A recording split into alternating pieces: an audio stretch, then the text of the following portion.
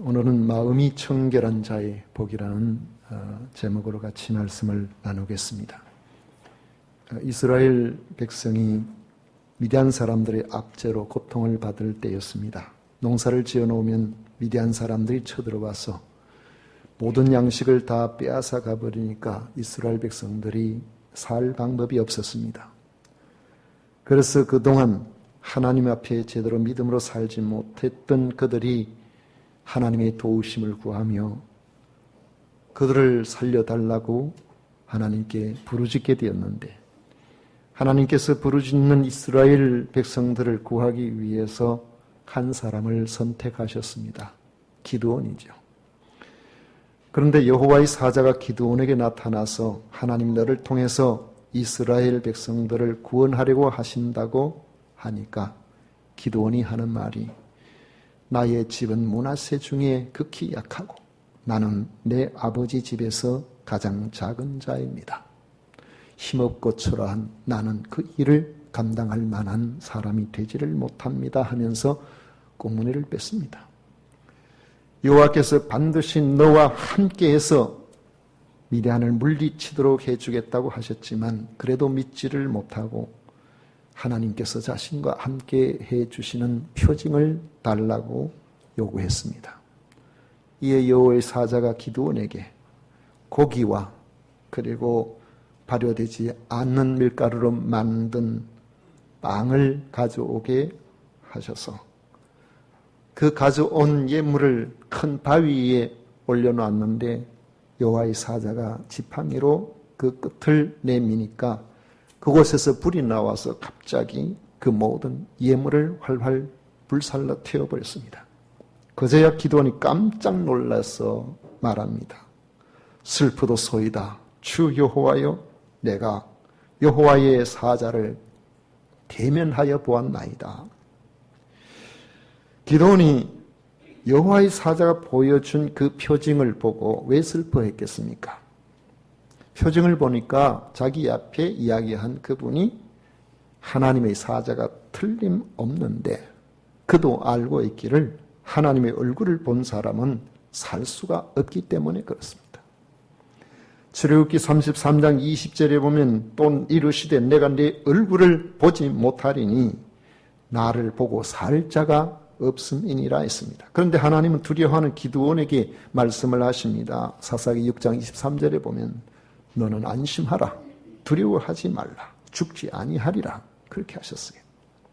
사실 기드온의 경우는 여호와를 직접 본 것이 아니고 여호와의 말씀을 대언한 사자를 보았던 것입니다. 하나님께서는 하나님의 말씀을 사자를 통해서, 천사를 통해서 그렇게 대언을 하시는데 직접 보면은 그 사람에게 문제가 발생할 수 있기 때문에 하나님께서는 심지어 호렙산에서 모세에게 말씀을 주실 때에도 그 얼굴을 직접 보여주신 것이 아니라 구름 가운데서 말씀을 하셨습니다. 여호와의 사자를 보고서도 이렇게 놀라고 절망할 수밖에 없는 것이 사람이라는 것입니다. 왜 사람이 하나님의 얼굴을 보면 이렇게 슬퍼하고 절망하게 될까요? 그것은 거룩하신 하나님 앞에 도저히 나아갈 수 없는 인간의 죄성 때문입니다. 죄의 성품을 가지고 있는 인간은 그 누구라도 하나님의 얼굴을 비울 수가 없습니다. 거룩하신 하나님의 얼굴을 보는 순간 거룩하지 못한 인간은 하나님과 한자리에 같이 있을 수 없기 때문에 그에게 주어지는 것은 죽음이었던 겁니다. 그러므로 하나님의 얼굴을 볼 수 있다 하는 것은 아무나 얻을 수 있는 특권이 아닙니다. 하나님의 얼굴을 볼 수 있다는 것은 하나님의 백성으로 하나님께서 그를 받아주셨다는 것을 의미하기 때문입니다. 하나님을 대면하고도 죽지 않을 뿐만 아니라 영원토록 하나님과 더불어 살 수 있는 복이 하나님의 얼굴을 대면하는 복입니다. 오늘 우리가 읽은 말씀은 이런 복에 대해서 이야기하고 있습니다. 어떤 사람이 하나님을 볼 수가 있다고 말씀하십니까? 주님께서는 마음이 청결한 자는 복이 있나니 그들이 하나님을 볼 것이며라고 하십니다. 마음이 청결한 자가 하나님을 본다는 겁니다. 여러분, 마음이 뭡니까? 오늘날 마음이 무엇인가에 대한 논의는 수도 없이 이어지고 있습니다. 마음이 도대체 무엇이며 어디에 있는지, 있다면 육체와 어떤 관련이 있는지에 대한 이런 연구가 지금도 끊임없이 계속되고 있습니다. 그런데 이런 연구는 뇌과학 분야의 신경생리학 혹은 심리학 혹은 철학적인 연구입니다. 이런 연구를 하는 목적은 인간의 마음이 도대체 무엇인가, 이 마음이 독립적으로 존재하는 것인지 아니면 육체에 수반되는 것인지. 그래서 사람이 육체에 수반된다면 사람이 죽고 나면 마음도 사라진다는 것이니까 그 마음에 대해서 뭐 별로 의미를 두지 않아도 되지 않느냐, 이런 생각을 할 수도 있단 말이죠. 그런데 오늘 여기서 말씀하고 있는 것은 이런 연구로 받아질 그런 성질이 아닌 것입니다. 오늘 성경에서 말씀하고 있는 마음이라는 것은 단순히 우리들의 인격의 중심을 말하고 있습니다. 나의 지식과 감정과 의지가 나타나는 바로 그 원천으로 그 마음이 곧 그 사람을 이야기하고 있는 것입니다. 인간의 모든 사고와 행위의 원천이 마음이라는 것입니다. 성경에는 마음에 대해서 기록한 부분이 자주 나옵니다. 로마서 1장 21절에 보면 하나님을 알되 하나님을 영화롭게도 아니하며 감사하지도 아니하고 오히려 그 생각이 허망하여지며 미련한 마음이 어두워졌나니 했습니다. 바울은 하나님 없는 사람은 죄에 대해서 마음이 어두워져 있기 때문에 죄에 대해서 감각이 제대로 없다는 것이죠. 로마서 2장 5절에 보면 다만 내 고집과 회개하지 아니한 마음을 따라서 진노의 날 곧 하나님의 의로우신 심판이 나타난 그날에 임할 진노를 내게 삼는도다 했습니다. 죄로 말미암아 어두워진 마음은 회개하지 아니하는 타락한 의지를 가지고 있다는 것입니다. 끊임없이 반박을 하고 끊임없이 배척하고 자기 잘못을 인정하지 않는 이러한 타락된 의지를 가지고 있는 상태라는 것이죠. 로마서 5장 5절에 보면 소망이 우리를 부끄럽게 하지 아니함은 우리에게 주신 성령으로 말미암아 하나님의 사랑이 우리 마음에 부은 바 됨이니 했습니다. 이것은 마음이라는 것은 우리 정서의 중심을 의미합니다. 그러므로 인간의 마음이라는 것은 인격의 중심, 정서의 중심, 인간의 모든 문제의 근원을 말하는 것이죠. 우리 마음이 온전해지면은 그 육체도 같이 평안을 유지할 수 있고 그 육체도 함께 마음과 같이 나갈 수 있습니다. 사람이 하나님을 볼 수 없는 이유는 바로 이 마음에 문제가 있기 때문입니다. 하와의 경우를 여러분 생각해 보십시오. 마음에 항상 에덴 동산을 거닐 때마다 이야, 저 선악과 저거 한번 따먹어보고 싶다. 하나님께서 다른 모든 것은 내 마음대로 먹어도 좋은데 그것은 먹지 말아라. 먹으면 반드시 죽는다. 이렇게 이야기를 하셨는데 이 하와가 보니까 세상에 저 선악과 나무의 열매가 어찌 저렇게 맛이 있게 생겼는가? 어떻게 저렇게 아름답게 생겼는가? 저것을 먹기만 하면은 정말로 내 마음 속에 있는 모든 것들이 다 사라지고 하나님처럼 내 머리가 꼭 맑아질 것 같아. 항상 그걸 볼 때마다 저것을 한번 먹어봤으면 얼마나 좋을까. 이 생각이. 그러니까 옆에서 사탄이 뱀을 통해서 살짝 부추긴 거야. 야, 그거 먹는다고 죽는 줄 아냐? 그거 먹으면은 하나님처럼 될 것 같으니까 하나님께서 나한테 못 먹게 한 거야. 그러니까 그렇게 마음속에 선악과를 향한 그 탐욕, 그 욕심이 자신도 모르게 그 손을 뻗어서 그 과일을 따게 만들고 그것을 먹게 만들고 그래서 그것이 우리로 하여금 하나님과의 관계를 완전히 훼손시켜버린 죄가 이 땅에 들어오게 된 것입니다. 만약에 하와가 목류병이 들었다고 생각해 보십시오. 제가 어릴 때 가장 많이 읽었는 것이 알푸스의 소녀 하이드입니다. 책이 그거밖에 없어가지고 계속 읽고 또 읽고 그래서 저는 지금도 알푸스를 동경합니다. 가보지는 않았지만 언젠가는 한번 가볼 기회가 있지 않을까 싶은데 하이디가 자기 할아버지하고 그 살다가 클라라라는 그 사람의 그 아이 이 병을 고쳐주기 위해서 거기 갔다가 오래돼가지고 스토리도 헷갈려요. 근데 어쨌든 그곳에 있으면서 알프스에서 살았던 그것이 그립고 그리워서 할아버지하고 같이 있었던 그것이 그리워서 어느 날 밤에 왜 나이가 하나 자꾸 돌아다닌다고 그래요. 알고 보니까 이 하이디가 목류병에 걸려가지고 매일 밤중에 돌아다닙니다. 하이디가 그랬던 것처럼 하와가 목류병이 있어서 밤중에 그냥 돌아다니다가 이 선악과를 선악과인 줄 모르고 그냥 따먹었다고 한다면은 과연 하나님께서 하와에게 죄를 물으셨을까요? 안 물으셨겠죠. 왜냐하면 자기 의지로 그것을 따먹은 것이 아니기 때문에. 아담과 하와 이후로 죄의 성품은 인간의 마음을 지배해버렸습니다. 예레미야 17장 9절에 보면 만물보다 거짓되고 심히 부패한 것은 마음이라 그랬어요. 이 시편 14편 1절에 보면 어리석은 자는 그의 마음에 이르기를 하나님이 없다 하는도다. 그들은 부패하고 그 행실이 가증하니 선을 행하는 자가 없도다. 주님은 우리가 죄라고 하는 것들은 인간의 마음에 가득한 것을 입으로 말하고 행동하는 그런 것이라고 하시면서 마태복음 15장 19절에 보면 마음에서 나오는 것은 악한 생각과 살인과 간음과 음란과 도둑질과 거짓 증언과 비방인이라고 그렇게 말씀을 하셨습니다. 이런 마음의 상태에서는 하나님을 볼 수가 없다는 겁니다. 하나님을 볼 수 있는 복된 자가 되기 위해서는 이렇게 죄에 오염된 마음이 청결해져야 하는 겁니다. 그래서 주님은 마음이 청결한 자는 복이 있나니 그들이 하나님을 볼 것이라고 말씀하신 것입니다. 마음이 청결하다는 것이 무슨 의미가 있겠습니까? 성경에서 말씀하시는 바를 우리가 볼 때 첫째로 마음이 청결하다는 것은 하나님이 선포하시는 법적 청결을 전제로 하고 있습니다. 사람들 중에는 이 마음을 청결하게 하려고 애를 쓰는 사람들이 제법 있어요. 금욕적으로 살아서 육체의 욕심을 낮춰보려고 하는 그런 사람들이 있습니다. 또 명상과 수련을 통해서 마음의 안정을 유지해보고 평정심을 가지려고 애를 쓰는 그런 사람도 있습니다. 그러나 문제는 금욕을 하는 명상과 수련을 반복해도 하나님을 볼 만큼 마음이 온전히 청결해지지 않는다는 점입니다.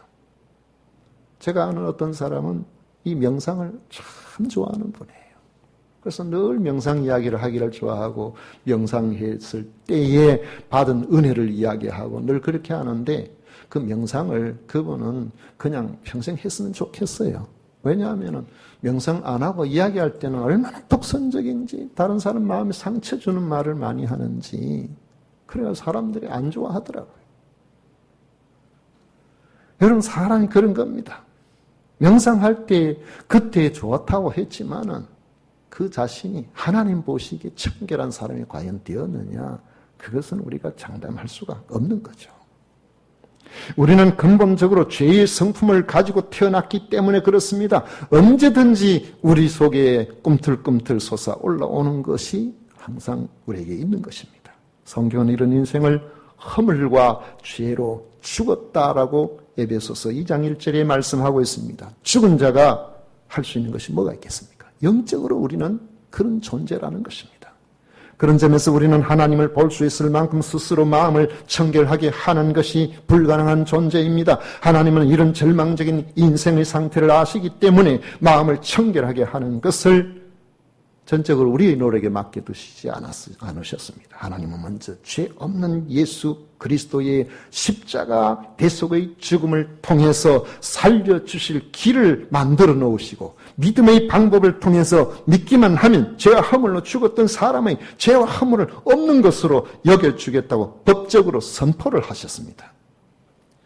사도행전 15장 9절에 보면 믿음으로 그들의 마음을 깨끗하게 하사 그랬죠. 로마서 5장 1절에 보면 그러므로 우리가 믿음으로 의롭다 하심을 받았으니 했습니다. 로마서 8장 33절에 보면 누가 능히 하나님께서 택하신 자들을 고발하리요 의롭다 하신 이는 하나님이시니 하나님께서 믿는 자에게 죄가 없는 것으로 인정한다고 선포를 해놓으셨다는 것이죠. 어떤 사람이 죄를 지어서 만약에 20년 형을 받았다고 생각해 보십시오. 그 사람은 20년을 꼭 살아야 될 사람이지만 모범수로 지정이 되어서 한 15년 정도 되었을 때 감형을 받아서 당신은 이제 나가도 됩니다라고 딱 해놓으면은 당신 왜 20년 받아놓고 15년밖에 안 살고 나오냐고 말할 사람이 아무도 없어요. 왜냐하면 법적으로 이미 그를 15년 해도 되도록 그렇게 선언을 했으니까요.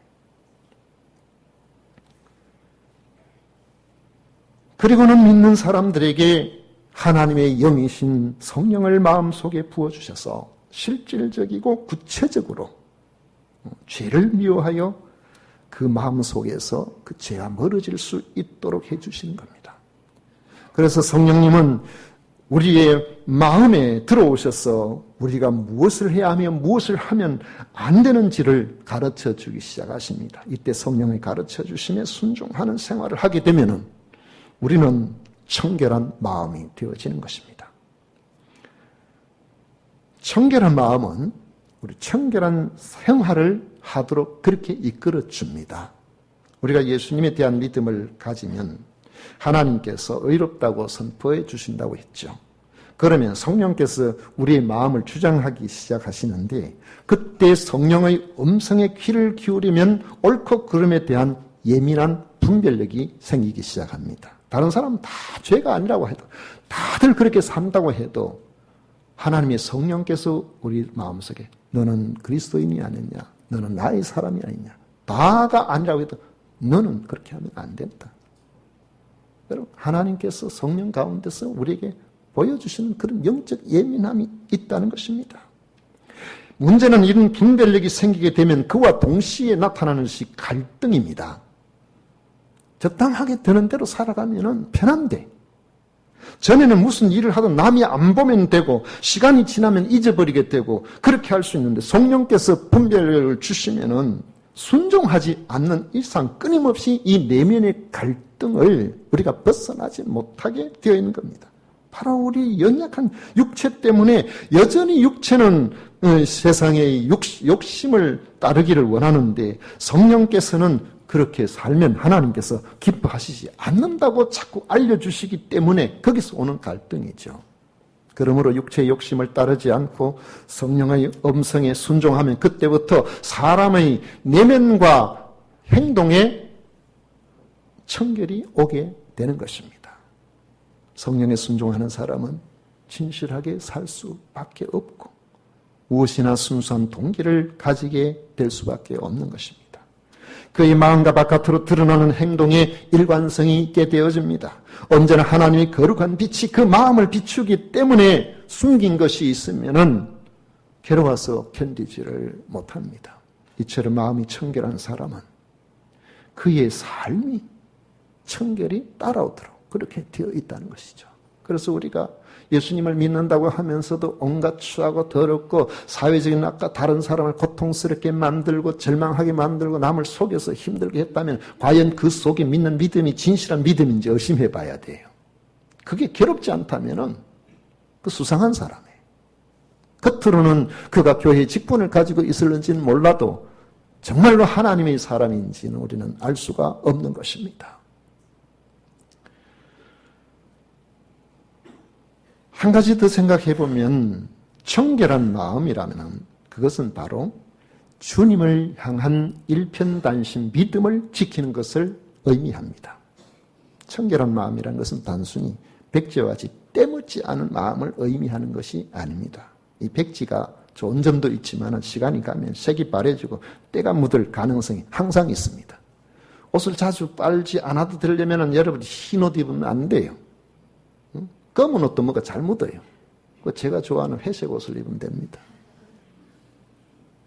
흰 옷은 뭔가 묻기가 쉽다는 거예요. 그래서 청결한 마음이라는 것이 백지 같은 마음이다 이렇게 생각할 필요가 없어요.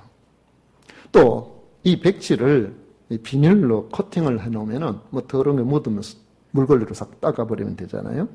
그러면은 아이고 청결하네. 사실은 그걸 이야기하는 것도 아닙니다. 마음이 청결하다는 것은 오늘의 내 마음의 상태를 이야기하는 것이 아니라 하나님을 향한 내 마음의 의지를 이야기하는 것입니다. 여러분, 배우자 조건에 대해서 젊은이들은 관심이 많잖아요. 보건복지 포럼 지난 2월호에 보니까 그런 내용이 나오더라고요. 배우자의 조건 1순위가 뭐냐? 관심 있지 않습니까? 배우자의 조건 1순위. 여러분 뭘 것 같습니까? 네? 뭘 것 같아요?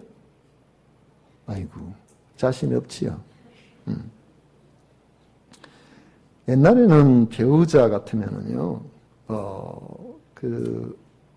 만약에 이제 누가 결혼하기 위해서 남성이 장인 될 분한테 찾아가서 따님을 저에게 주십시오 이러면은 이제 딱 볼 때에 제일 먼저 보는 것이 내 딸을 데려가서 굶기지는 않을까, 먹여는 살릴 수 있을까, 이제 그걸 본단 말이죠.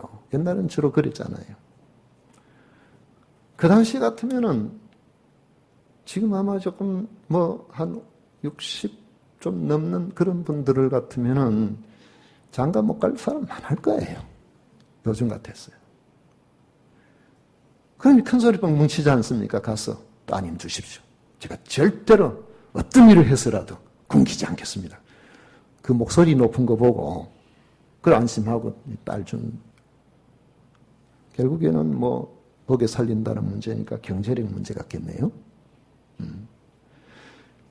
요즘 배우자 조건 1순위가 보니까 경제력입니다. 미혼 남자의 53%가 자기 아내 될 사람의 경제력을 본대요. 53%. 미혼 여성의 92.7%가 배우자의 경제력을 본답니다. 여러분, 아이고 그게 다 소용이 있습니까? 다 성격이 좋아야지요. 이렇게 이야기하면요, 반만 믿으세요. 처음 만날 때는 다 성격 좋은 줄 알고 만나지. 다 괜찮은 줄 알고 다 그리 만나지. 과거에는 여성에 대해서 배우자로 이야기할 때에, 모르겠습니다. 다른 건 모르겠지만 보통 하는 이야기가 과거가 없는 사람, 순수한 사람, 나하고 처음 만난 사람, 이걸 굉장히 남자들이 중요하게 생각했던 시대가 있었습니다. 그런데 살다 보면은 과거가 중요한 것이 아니고 현재가 중요하고 미래가 중요합니다. 우리의 삶에 과거에 발목 잡혀서 현재를 불행하게 살고 미래를 희망 없이 사는 사람들이 얼마나 많습니까? 우리에게 중요한 것은 현재와 미래예요. 그래서 결혼 후에 부부가 평생 온갖 유혹을 이겨내고 서로를 위해서 자신을 지키면서 그 현재가 미래로 이어질 때에 이런 부부가 노후에도 행복한 것입니다. 주님이 말씀하신 마음의 청결은 예수님을 믿음으로 구원을 얻게 되고 성령께서 믿음으로 사는 길을 가르쳐 주실 때에 여전히 나의 육체와 세상과 마귀의 유혹이 계속 우리로 하여금 믿음 가운데 살지 못하도록 우리의 신앙을 흔들고 넘어뜨리려고 그렇게 애를 씁니다. 그럼에도 불구하고 하나님을 향한 나의 마음이 나뉘지 않고 계속해서 끊임없이 믿음을 지켜나가는 것을 말한다는 것입니다. 마음이 청결하다는 것이 영적으로 생각해 볼 때 하나님께서 마음이 청결한 자 어떤 사람이겠습니까? 하나님을 향하여 날 위해서 생명을 바쳐주신 예수 그리스도 때문에 내가 일편단심 믿음을 지키고 한결같이 이 믿음을 지켜내겠다는 이런 각오를 가지고 오늘을 살고 내일을 살아가는 바로 그런 사람. 하나님 앞에 서게 되면 죄 때문에 그 자리에 죽을 수밖에 없는 자신을 위해서 하나님께서 독생자 예수님을 이 땅에 보내셔서 십자가에서 우리 대신 죽게 하시고 믿음을 주셔서 죄가 없는 것으로 그렇게 여겨주신다는 이 놀라운 사실에 감사하고 감격해서 온갖 세상의 유혹이 와도 내 육체가 약해서 늘 쓰러질 것 같고 내가 믿음으로 살아가는 것이 고통스러운 것 같아도 이 믿음을 붙들고 그렇게 나아가게 될 때에 하나님께서 우리를 보실 때에 얼마나 귀하게 보시겠습니까? 그런데 하나님께서는 예수 그리스도를 십자가에 달려 돌아가시는 것으로 끝나지 않고 사흘 만에 다시 살아나게 해주셔서 이 믿음 안에 너희도 이런 소망이 있다는 것을 보증수표가 떼어주셨어요. 그래서 예수님의 영적 신부로 우리를 삼으셔서 주님 다시 오시는 그날 우리도 주와 같은 그 부활의 몸을 입고 천국의 혼인잔치의 주인공이 되게 해주신다는 약속을 우리에게 주셨기 때문에 이 약속을 믿고 오늘의 삶을 우리는 최선을 다해서 누가 알아주든지 알아주지 않든지 내 삶에 혹 손해가 좀 온다고 할지라도 주님 보시기에 어떻게 살까? 이것이 우리의 삶의 관건이 되어서 성령께서 우리 속에 넣어주시는 이 분별력을 붙들고 하나님 기뻐하시는 것을 의지적으로 감당해 나가려고 내 자신이 약하니까 주님 나 도와주세요. 주님 나 감당할 수 있도록 은혜를 주세요. 그래가지고 우리가 하루하루를 지금 살아가고 있지 않습니까? 그 하나님께서 우리를 그렇게 귀하게 그렇게 우리를 소중하게 봐주시는 것입니다. 이런 믿음의 길을 걸어가는 우리들에게 주님께서는 때가 되면 우리를 부르셔서 그 천국 혼인잔치의 주인공이 되게 해주신다는 약속이 우리는 하나님의 말씀 가운데서 찾을 수가 있습니다. 그래서 우리는 이 은혜를 붙들고 살아가야 되는 겁니다. 성령께서 가르쳐 주시는 대로 환난이 와도 박해가 와도 유혹이 와도 주님을 향한 우리의 일편단심 때문에 죄와 멀리하고 주님 기뻐하시는 그 믿음의 일들을 붙들고 지켜나가려고 하는 것. 마음의 청결인데 여러분 이런 마음의 청결을 갖고 있는 사람들에게는 내세의 소망뿐만 아니라 오늘도 하나님께서 우리와 함께해 주시는 줄 믿으시기를 축원합니다. 제가 하나님이 함께 하신다는 이런 표현을 쓸 때는 여러분들이 이걸 굉장히 중요하게 생각하셔야 돼요. 왜냐하면 창세기부터 한번 읽어보시면요. 하나님이 함께 하셨다 이 말만 딱 나오면은 나와 비교할 수 없는 엄청난 나를 대적하는 군대가 와도 걱정이 없었어요. 죽음의 질병이 내 앞에 와서도 걱정이 없었어요. 인생의 온갖 문제 기근이 와도 하나님이 나와 함께 하셨다. 거기에 하나님의 개입하심이 나타나고 하나님이 함께 해주시는 인도하심이 있었던 것입니다. 오늘 여러분들의 삶에 여러 가지 일들로 여러분의 마음을 흔들어 놓는 일이 있다고 할지라도 청결하게 주님을 향하여서 한 마음으로 달려가 보십시오. 죄와 쾌락이 유혹하는 세상에서 청결한 마음으로 주님을 향해 평생을 살려고 몸부림친다면 반드시 주님께서는 여러분들을 기쁘시게 맞이해 주실 겁니다. 영원한 소망뿐만 아니라 이 땅에 사는 동안에도 우리가 하나님과 함께 동행하는 것을 믿지 않는 사람들이 우리도 모르는 우리의 모습을 보고서 그들이 야, 저 가정은 정말로 예수 믿는 사람이 답구나.